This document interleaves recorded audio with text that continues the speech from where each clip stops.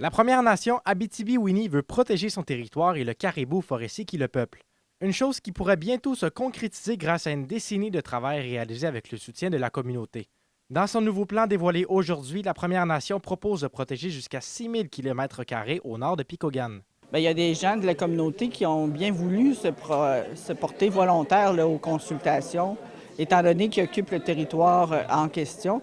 Fait que c'est en ayant leur connaissance et leur histoire aussi qui a pu participer au projet et élaborer avec tous les collaborateurs.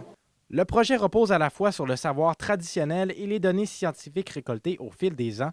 Le pourcentage d'aires protégées passerait de 7 à 34 grâce au plan de protection qui est composé de 3 zones distinctes. Ils vont avoir certaines limitations au niveau, dans les zones de niveau 2. Mais dans les niveaux 3, là, ça va être plus lousse, plus ce qui se passe actuellement sur le territoire. Puis évidemment, on a mis un accent aussi sur le fait d'assurer une accessibilité au territoire. La Première Nation Abitibi-Winnie espère que le gouvernement prendra en considération l'entièreté du plan qu'il aurait proposé.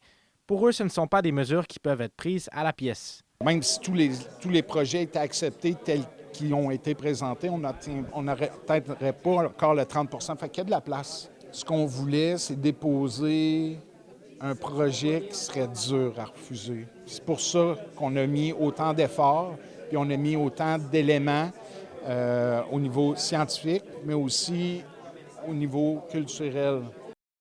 Maintenant dévoilé au grand public, le plan sera envoyé à Québec demain après-midi. La communauté espère que le message trouvera écho et que des actions seront posées rapidement. Zachary Desrosiers, RADI Nouvelles, Picogan.